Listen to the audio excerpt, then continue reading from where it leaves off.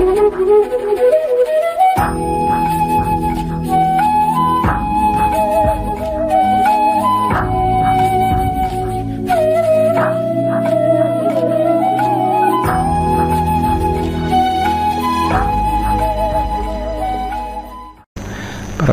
స్వరూపమైన సభకి నమస్కారం.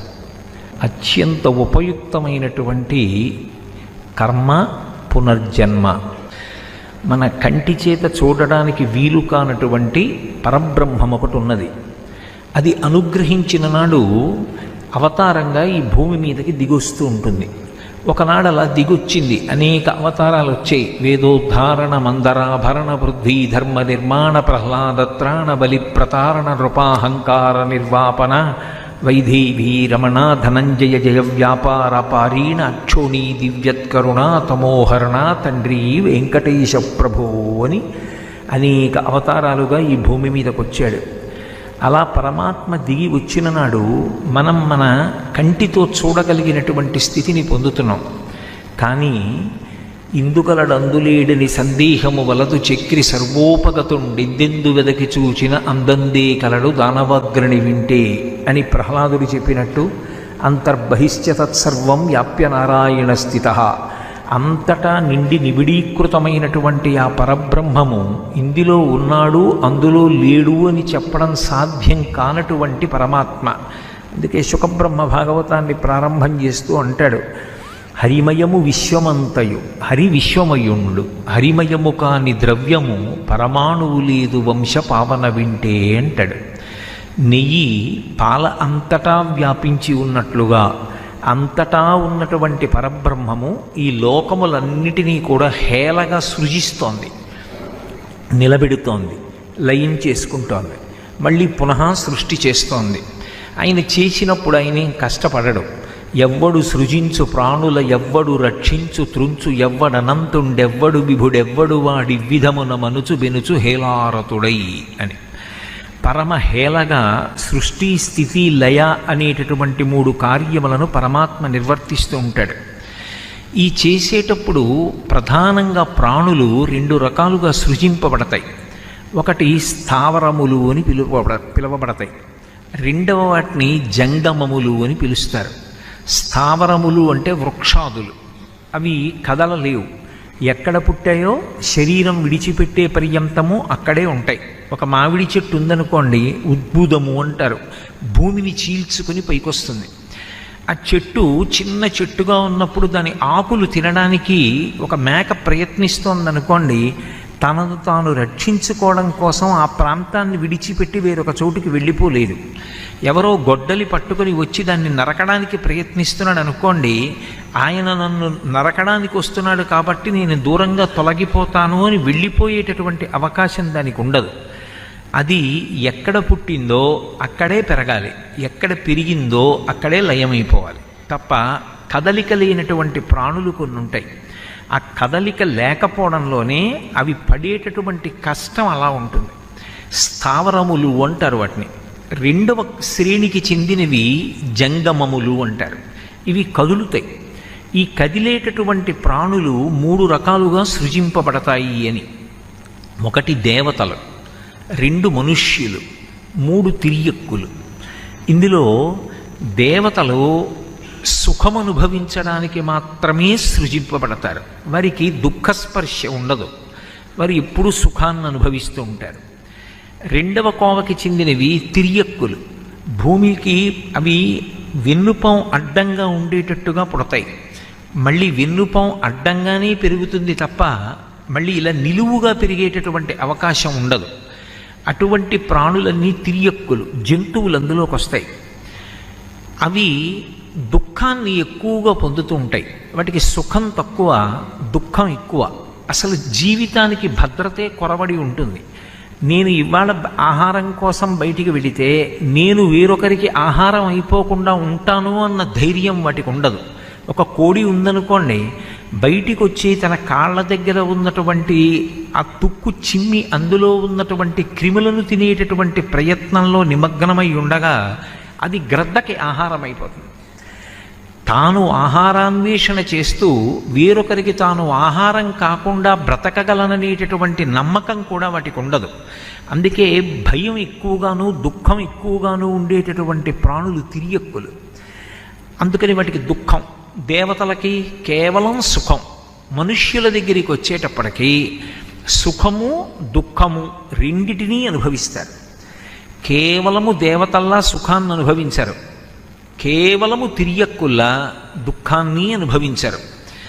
వాళ్ళు సుఖాన్ని అనుభవిస్తూ ఉంటారు, దుఃఖాన్ని అనుభవిస్తారు. ఇవాళ సుఖంగా ఉన్నాడని రేపు సుఖంగా ఉంటాడు అని నమ్మకం ఉండదు. ఇప్పుడు దుఃఖంతో ఉన్నాడని ఒక గంట పోయిన తర్వాత దుఃఖంతోనే ఉంటాడు అనేటటువంటి సిద్ధాంతము ఉండదు. మళ్ళీ సుఖాన్ని పొందేటటువంటి అవకాశం కూడా ఉంటుంది.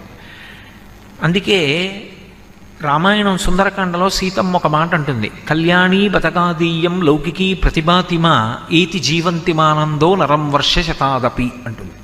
100 సంవత్సరములు పరిపూర్ణంగా జీవించినటువంటి మనుష్యుడు జీవితాంతము దుఃఖపడినప్పటికీ ప్రాణోత్క్రమణ సమయంలోనైనా సరే ఏదో ఒక శుభవార్త వింటాడు, సుఖపడతాడు తప్ప అసలు ఏ సుఖము లేకుండా నేను కేవలము దుఃఖమే అనుభవిస్తాను అన్న సిద్ధాంతము ఉండదు. కేవలము దుఃఖము తప్ప సుఖముండదు అన్న సిద్ధాంతము ఉండదు. మనుష్యుడు రెండిటినీ అనుభవిస్తూ ఉంటాడు. ఈ మాటలు నేను అన్నప్పుడు మీరు ఒక్క విషయాన్ని కొంచెం జాగ్రత్తగా గమనించాలి. పరమేశ్వరుడు ఈ సృష్టిని అంతటినీ చేశాడు అని నేను మీతో మనవి చేశాను. ఇందులో స్థావరములు ఉంటాయి, అవి కదలలేవు అని చెప్పాను. జంగమములు 3 రకాలుగా ఉంటాయి. అందులో కేవలము సుఖాన్ని అనుభవిస్తారు దేవతలు, దుఃఖాన్ని ఎక్కువగా అనుభవిస్తాయి జంతువులు, సుఖ దుఃఖములు రెండింటినీ అనుభవిస్తారు మనుష్యులు. ఇప్పుడు నాకొకటి చెప్పండి, ఈశ్వరుడు నన్ను ఒక మనుష్యుడిగా పుట్టించాడు. ఆయన నన్ను మనుష్యుడిగా పుట్టించడంలో ఆయనకి ఒక స్వేచ్ఛ, అంటే వీడిని ఇలాగే పుట్టిద్దాం, ఈ జీవుణ్ణి వీడు సుఖము దుఃఖము కూడా అనుభవించేటట్టు చేద్దాం అని ఒక దేవతా శరీరాన్ని సృష్టించేటప్పుడు వీడికి పాపం ఏ దుఃఖం వద్దులే, వీడు సంతోషంగా ఉండని, వీడిని సుఖమే పొందేటట్టుగా చేద్దామని ఆయన సృజించాడు అనుకోండి. అప్పుడు ఈశ్వరుడు యందు పక్షపాత బుద్ధి ఉన్నది అన్నదానికి అది నిదర్శనమవుతుంది కదూ.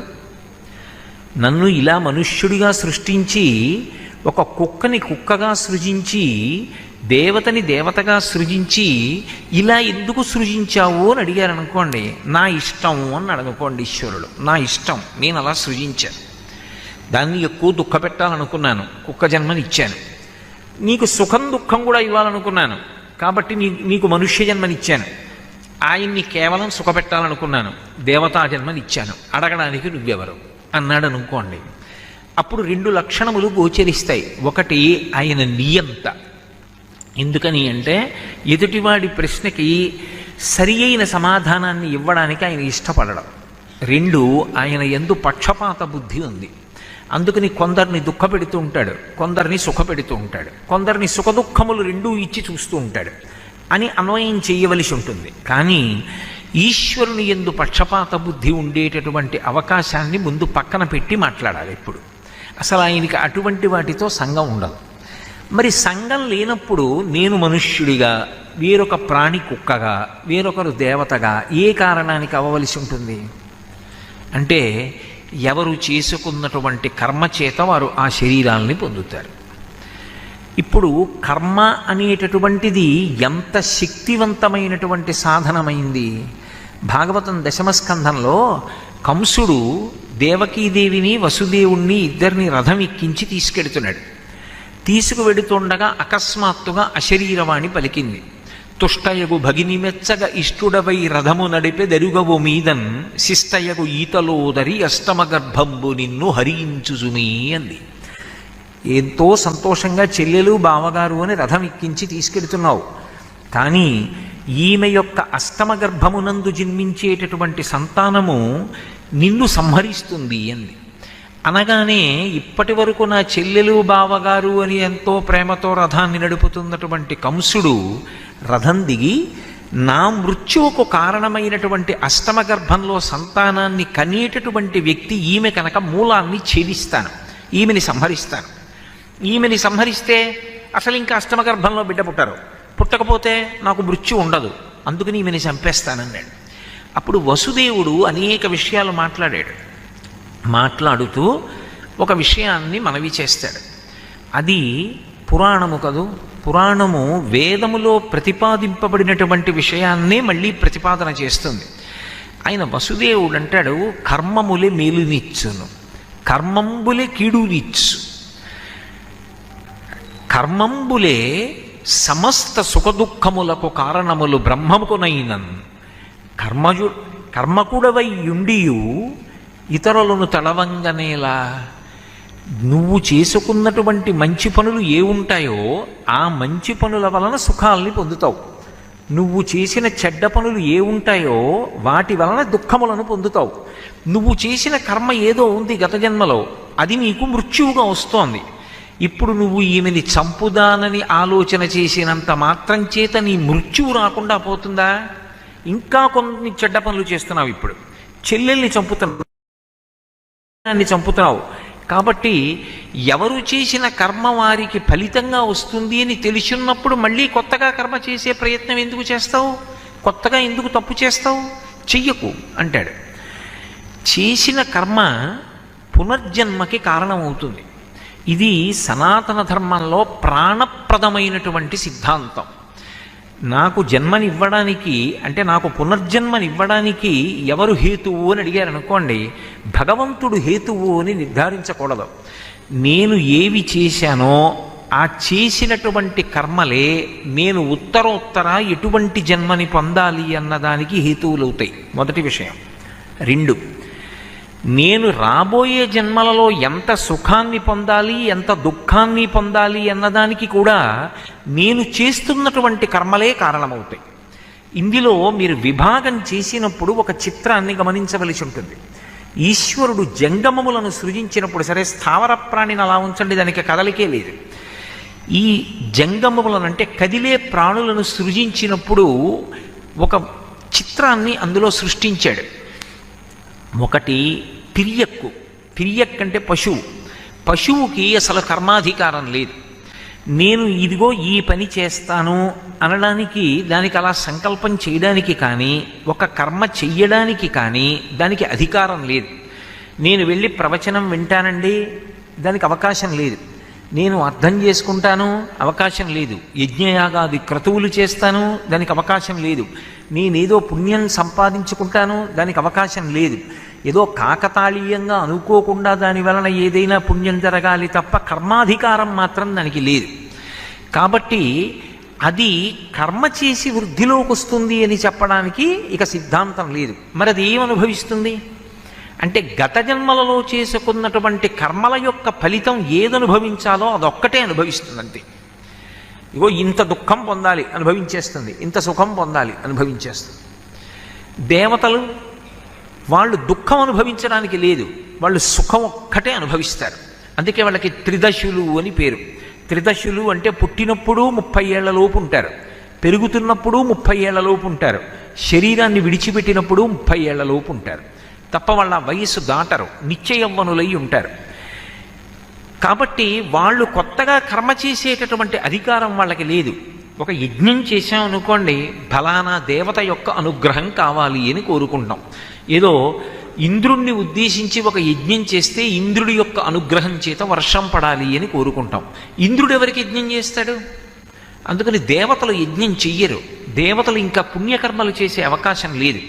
కానీ వాళ్ళు దేవలోకవాసం చేసి దేవతా పదవులలో కూర్చుని సుఖాలను అనుభవించినటువంటి కారణం చేత వాళ్ళు గతంలో చేసుకున్నటువంటి పుణ్యం ఏదుందో అది క్షయమైపోతూ ఉంటుంది. ఆ సుఖం అనుభవిస్తుంటే ఆ పుణ్యం పోతూ ఉంటుంది. అది ఎలా ఉంటుంది అంటే, మీకు బాగా అర్థం అవ్వాలి అంటే, నేను ఏదో ఒక 50,000 రూపాయలు తీసుకొచ్చి ఓ మూట కట్టి పక్కన పెట్టుకున్నాను అనుకోండి. పక్కన పెట్టుకుని ప్రతిరోజు అందులోంచి కొంత ద్రవ్యం తీసి నా కొడుక్కిచ్చి ఏదో ఖర్చు పెట్టరా అంటూ పెడుతున్నాను అనుకోండి. నేను కదలక్కర్లేదు, హాయిగా కూర్చున్నవాడిని కూర్చున్నట్టే సుఖాలు అనుభవిస్తూ కావలసిన సంబారాలన్నీ నా దగ్గరున్న 50,000 రూపాయల ద్రవ్యపు మూటలోంచి తీసి ఖర్చు పెట్టుకుంటున్నాను. ఖర్చు పెట్టడం అంటూ ప్రారంభం చేసి భోగం అనుభవించడం అన్నది ప్రారంభం చేసిన తర్వాత ద్రవ్యం అలాగే ఉండిపోతుంది ఆ మూటలో? ఉండదు. కొంతకాలానికి పూర్తిగా అయిపోతుంది. ఇక్కడ పూర్తి అయిపోగానే అక్కడ భోగం కూడా అయిపోతుంది. ఇక్కడ లేనప్పుడు అన్నం ఎక్కడిది, ఇక్కడ లేనప్పుడు సౌఖ్యం ఎక్కడిది, ఉండదు. దేవతల యొక్క పరిస్థితి కూడా అంతే. పుణ్యం అయిపోగానే వాళ్ళని కిందకి తోసేస్తారు. అందుకే క్షీణే పుణ్యే మర్త్యలోకం విశంతి అని. వాళ్ళ పుణ్యం పూర్తయిపోగానే వాళ్ళని మర్త్యలోకానికి పంపిస్తారు. మర్త్యలోకము అన్న మాటకు అర్థం ఏమిటంటే, ఏ ప్రాణి ఏ శరీరంతో వచ్చిందో ఆ శరీరంతోటే మళ్ళీ ఇంకొక లోకానికి వెళ్ళడానికి అవకాశం లేకుండా శరీరాన్ని తప్పకుండా విడిచిపెట్టి వెళ్ళిపోవలసినటువంటి లోకం ఏది ఉంటుందో దానికి మర్త్యలోకము అని పేరు. ఆ లోకంలో పుట్టినవాడు నేను ఈ శరీరంతో శాశ్వతంగా ఉంటానండి అన్న విషయాన్ని అసలు అడగడానికి అవకాశం ఉండదు. అది ఆ లోకమునకు ప్రధాన ధర్మం. ఇప్పుడు మనం ఉన్న లోకాన్ని మర్త్యలోకం అంటారు. మర్త్యలోకము అంటే సమస్త ప్రాణుల యొక్క శరీరములు మృత్యువు చేత గ్రసింపబడతాయి. ఏదో ఒకనాడు మృత్యువు మింగేస్తుంది శరీరాన్ని, శరీరం పడిపోతుంది, జీవుడు అందులోంచి విడుదల పొంది వెళ్ళిపోతాడు. అందుకే అన్ని ప్రాణుల శరీరాలు పడిపోతాయి. ఇక్కడ మళ్ళీ ఇక్కడికి పంపించేస్తారు. ఏ శరీరంతో పంపిస్తారు? ఒక నరుడిగా వస్తాడు దేవతలు కూడా. కాబట్టి దేవతలు ఇక మళ్ళీ పుట్టవలసినటువంటి అవసరం లేని మోక్షస్థితికి వెడతామని కానీ, మళ్ళీ కొంత పుణ్యాన్ని సంపాదించుకుంటాము అని అడగడానికి కానీ, ఉత్తమమైనటువంటి కర్మలు మేము ఆచరిస్తామని చెప్పడానికి కానీ వాళ్ళకి సాధ్యం కాదు. అథవా వాళ్ళు జ్ఞాన మార్గంలో ఆత్మవిచారణ చెయ్యవచ్చు అని శంకర భగవత్పాదుల వ్యాఖ్యానాల్లో ఒక చోట నిర్దేశించారు, ఒక చోట పేర్కొన్నారు.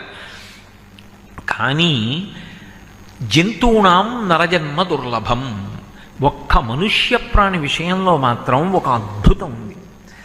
మనుష్య శరీరంతో వచ్చినటువంటి వాడు ఉత్తమమైనటువంటి కర్మలు ఆచరించి దేవతా పదవులలోకి ఉత్తమ లోకాలకి వెళ్ళిపోగలడు. ఎన్నో పుణ్యకార్యాలు చేశాడు.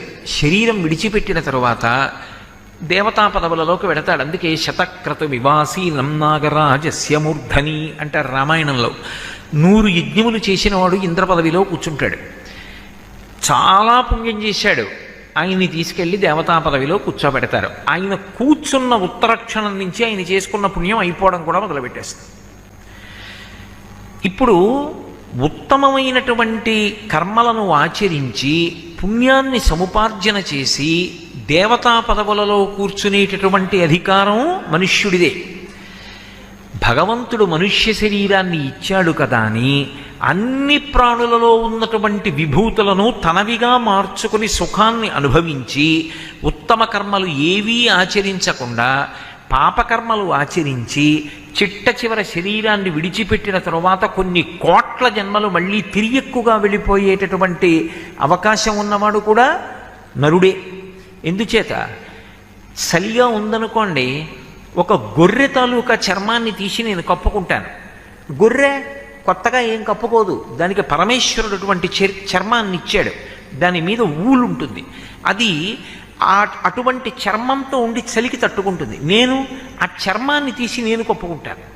ఏనుగు దంతం తెచ్చి బొమ్మ చేస్తాను, జింక చర్మం తెచ్చి వేసి కూర్చుని జపం చేస్తాను, ఒక గాడిద మీద బరువు పెట్టి మోయిస్తాను, గుర్రం ఎక్కి పర్వతం ఎక్కుతాను, విమానం ఎక్కి పక్షిలా ఎగురుతాను, నెమలిని తెచ్చి పింఛం ఇప్పి నృత్యం చేస్తే సంతోషిస్తాను.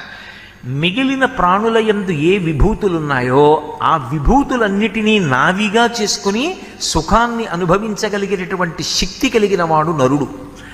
కాబట్టి కేవలము సుఖాలు అనుభవించడం తప్ప, నేను అందరి విభూతి నావిగా వాడుకుంటాను తప్ప నేను ఎవరికి ఉపయోగపడను, ఏ పుణ్యకర్మ చెయ్యను అని బ్రతికాడు అనుకోండి, ఈశ్వరుడు ఏం జోక్యం చేసుకోడు. శరీరంలో ఉండవలసినటువంటి కాలము పూర్తి అయిపోయిన తరువాత జీవుడు బయటికి వెళ్ళిపోయిన తరువాత ఆ జీవుడు మళ్ళీ కొన్ని కోట్ల జన్మల పాటు తిరియక్కుగా వెళ్ళిపోతాడు. అంటే భూమికి అడ్డంగా వెన్నుపాం ఉండేటట్టుగా పుట్టి ఆ వెన్నుపాం అడ్డంగా ఉండేటట్టే పెరుగుతూ అనేక రకాలుగా శరీరాన్ని విడిచిపెడతాడు. ఒక్కొక్కసారి ఉచ్చులో పడి చచ్చిపోతాడు, ఒక్కొక్కసారి బాణపు దెబ్బకి, ఒక్కొక్కసారి ఖడ్గము చేత కొట్టబడి శరీరాన్ని విడిచిపెడతాడు, ఒక్కొక్క చోట కర్రల చేత కొట్టబడతాడు. అనేక రకములుగా ప్రాణం విడిచిపెడుతూ ఉంటాడు. కర్మాధికారం ఉండదు, కొత్తగా పుణ్యం చేసే అవకాశం ఉండదు. కాబట్టి తిరియక్కుగా వెళ్ళిపోతాడు. ఇప్పుడు మీరు గమనించవలసింది, నరుడిగా వచ్చినవాడు మాత్రం ఒకటి ఉత్తమ కర్మలాచరించి దేవతా పదవులకు వెళ్ళగలడు, రెండు పాపకర్మలాచరించి అధోముఖంగా వెళ్ళి తిరియక్కు కాగలడు. నాకు పాపము వద్దు, పుణ్యము వద్దు. ఉత్తమమైనటువంటి కర్మలను కేవలం పరమేశ్వరుని యొక్క అనుగ్రహంగా ఆచరించి ఏ విధమైనటువంటి కోరిక లేకుండా నిష్కామంగా ఆచరించినటువంటి భగవత్ప్రీతికరమైనటువంటి శాస్త్రము చేత ప్రోక్తమైన కర్మలను ఆచరించడం వల్ల ప్రీతి పొందినటువంటి భగవంతుని యొక్క అనుగ్రహం వలన పొందినటువంటి చిత్తశుద్ధి వలన పాత్రతను పొంది ఆ పాత్రత కారణంగా పరమేశ్వరుడు అనుగ్రహించినటువంటి జ్ఞానము వలన ఇక మళ్ళీ పుట్టవలసిన అవసరం లేని పునరావృత్తి రహిత శాశ్వత శివసాయుధ్య స్థితిని పొందగలడు. ఇప్పుడు మూడు రకాలుగాను వెళ్ళగలిగిన వాడెవరు? ఒక్క మనుష్య ప్రాణి మాత్రమే వెళ్ళగలడు. మిగిలినటువంటి ఇద్దరికీ కూడా జంగములలో అటు జంతువులకు కానీ ఇటు దేవతలకు కానీ ఈ అధికారం లేదు. ఇది ఒక్క నరజన్మకి మాత్రమే ఉంది. అందుకే అందరిలోకి గొప్పవాడెవరు అంటే నరుడు ఒక్కడే గొప్పవాడు. ఇంత గొప్ప శరీరాన్ని పరమేశ్వరుడు మనకు అనుగ్రహించాడు. పైకి కనపడడానికి సామాన్యంగా కనపడుతుంది, కానీ భాగవతంలో ఈ శరీరమునకు ఉండేటటువంటి వైభవాన్ని వర్ణిస్తారు. పరమాత్మ అనబడేటటువంటి ఒక్క పరబ్రహ్మాన్ని చేరుకోవడానికి, సుఖదుఖములనేటటువంటి రెండు ఫలములు అనుభవించడానికి, సత్వరజస్తమో గుణములనేటటువంటి మూడు గుణములలో తిరుగుతూ ఉండడానికి, ధర్మ అర్థ కామ మోక్షములనేటటువంటి నాలుగు విధములైనటువంటి పురుషార్థములను సమన్వయం చేసుకోవడానికి, శబ్ద స్పర్శ రస రూప గంధములనేటటువంటి 5 తన్మాత్రలతో సుఖదుఖములను అనుభవించడానికి, పంచ జ్ఞానేంద్రియములు కన్ను ముక్కు చెవి నాలుక చర్మము 5 జ్ఞానేంద్రియములు మనస్సు అనేటటువంటి 6 సంఘాతమై చర్మము రక్తము మాంసము కొవ్వు అస్థి శుక్ల మేధ అనబడేటటువంటి 7 పొరల చేత కప్పబడి 2 కాళ్ళు 2 చేతులు 4 5 తల 6 హృదయము 7 ఉదరము 8 కాళ్ళు అనబడే నడుము అనబడేటటువంటి 8 అవయవముల యొక్క సంఘాతంగా 2 కన్నులు 2 చెవులు 4 కన్నాలు 2 ముక్కు కన్నాలు 6 నోరు 7 మలద్వారము 8 మూత్రద్వారము 9 కన్నములు కలిగినటువంటి 9 తొర్రలు కలిగినటువంటి ఈ శరీరంలో ప్రాణ అపాన వ్యాన ఉదాన సమాన నాగ కూర్మ కృకర ధనంజయ దేవదత్తములనేటటువంటి 10 వాయువులు ఆయన శాసనం అయ్యే వరకు వెళ్ళిపోకుండా కుంభింపబడి ధర్మానుష్ఠానమునకు యోగ్యమైనటువంటి పరమోత్కృష్టమైనటువంటి శరీరము ఒక్క మనుష్య శరీరము మాత్రమే.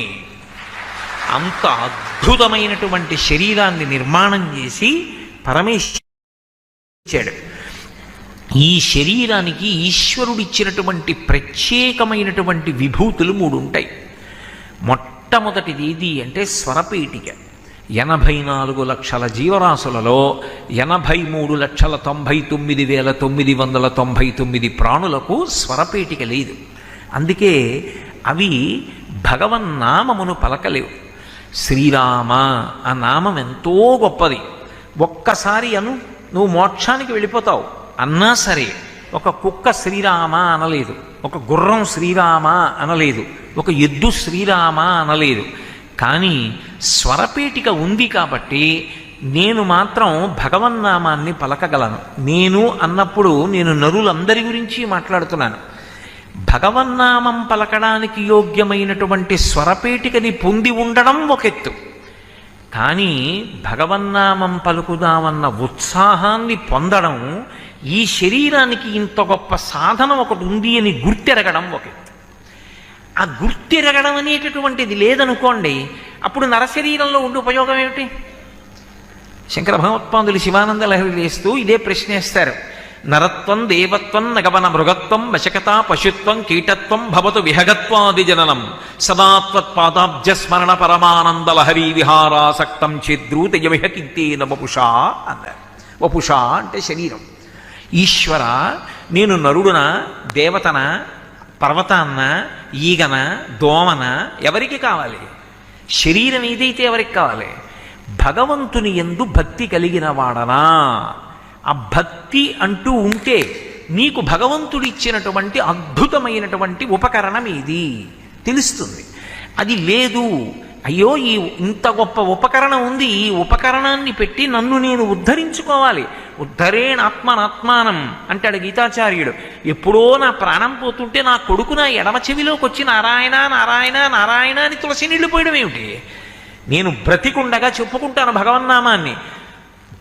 బతికున్నంతకాలం భగవన్నామని చెప్పిన వాళ్ళు అంత్యకాలంలో పలకలేనేమో అని బెంగపెట్టుకున్నారు.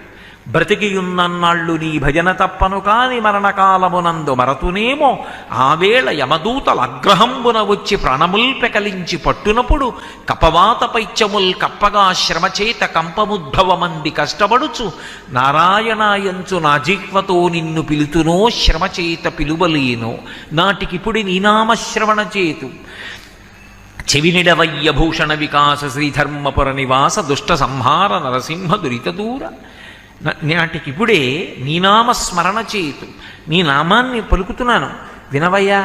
ఆ చిట్ట చివర నేను అనగలను అనలేను, ఇప్పుడే నారాయణ అంటున్నాను అన్నాడు ఈ కోటేశ్వరరావు అని గుర్తుపెట్టుకోవయ్యా అని వెంపర్లాడాడు నృసింహశతక కర్త.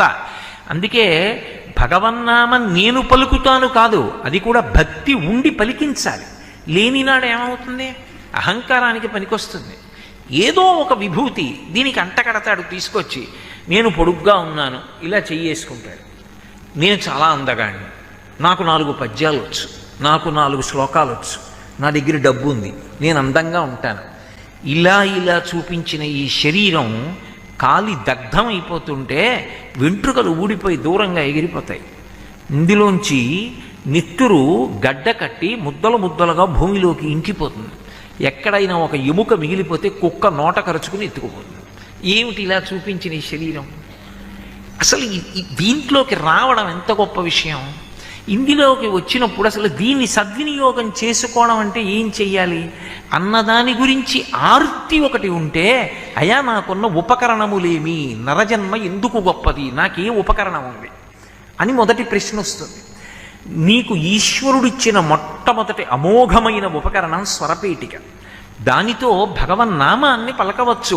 పవి పుష్పంబగు అగ్నిమంచగు ఆకూపారం భూమిస్థలంబగు శత్రుండతుమిత్రుడు విషము దివ్యాహారమౌనెన్నగా అవనీ మండలి లోపలం శివ శివేచ్ఛాభాషణోల్లాసకిన్ శివా నీ నామము సర్వవస్యకరమౌ శ్రీకాళహస్తీశ్వర అంటాడు దుర్జటి. 2 కర్మాధికారం. భగవంతుడు ఒక్క నరుడికి ఉత్తమ కర్మలను ఆచరించగలిగినటువంటి అధికారం ఇచ్చాడు. ఒక యజ్ఞం చెయ్యాలి, ఒక యాగం చెయ్యాలి, ఒక పురాణం చదువుకోవాలి, ఒక కావ్యాన్ని వినాలి, గురువుగారి శుశ్రూష చెయ్యాలి, 10 మందికి సేవ చెయ్యాలి, మంచి మాట మాట్లాడాలి, అహంకారాన్ని పరిత్యజించాలి. ఎవరు చెయ్యగలరు? ఒక్క మనుష్య ప్రాణికే ఉంది కర్మాధికారం. ఇక ఏ ఇతర ప్రాణికి లేదు. కర్మ చెయ్యగలిగినటువంటి అధికారం ఉన్నవాడు మనుష్యులొక్కడే. 3 బుద్ధిని పరమేశ్వరుడిచ్చింది నరుడికొక్కడికే ఇచ్చాడు. మనస్సు సంకల్ప వికల్ప సంఘాతం. అనేకమైన ఆలోచనలు నెగడలో కర్ర పెట్టి తోస్తే నిప్పు రవ్వలు వచ్చినట్టు వస్తుంటాయి. వచ్చిన వాటిల్లో నువ్వు ఇది చెయ్యి అని మంచి వైపుకు నడిపించి వివేకంతో నిర్ణయం చేసేది బుద్ధి. అటువంటి బుద్ధి సక్రమంగా ఉన్నంతకాలం మనుష్య జన్మ పాడవదు. అందుకే ఏ పూజ చెయ్యండి చిట్ట చివర అడిగేది ఒక్కటే. ఏమని అడుగుతారంటే ప్రచోదయాత్ అంటారు. ఏదో కాత్యాయనాయ విద్మహే కన్యకుమారి ధీమహి తన్నో దుర్గి ప్రచోదయాత్, మా బుద్ధులను ప్రేరేపించుగాక. దేనివైపు ప్రేరేపించాలి బుద్ధిని? శాస్త్రవిహితమైనటువంటి కర్మ చెయ్యాలనేటటువంటి అనురక్తి కలగాలి. ఏదో కర్మ చేసుకుంటూ వెళ్ళిపోవడం కాదు, చేసినటువంటి కర్మ శాస్త్రవిహితమైనటువంటిదై ఉండాలి.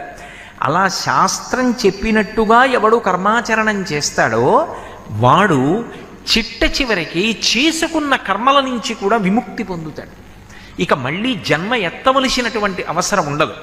నేను ఈ మాట అన్నప్పుడు, నేను ఈ నేపథ్యాన్ని మీతో మనవి చేస్తున్నప్పుడు మీరు ఒక్క విషయాన్ని బాగా గమనించాలి. ఈ శరీరానికి వేదాంతంలో అనేక పేర్లు ఉన్నాయి. అందులో దీనికి ఒక పేరు ఏమిటంటే చిజ్జడ గ్రంథి అని పేరు. ఇది తనంత తానుగా జడం. ఇందులోంచి శివం లేచి వెళ్ళిపోయింది అనుకోండి, ఇది జడం. ఇది ఒక కర్ర ఎలా అయిపోతుందో అలా అయిపోతుంది. కాలు దగ్గర పట్టుకుని పైకెత్తితే కర్ర లేచినట్టు లేచిపోతుంది. అటువంటి దీనిలో చైతన్యము ప్రవహిస్తోంది.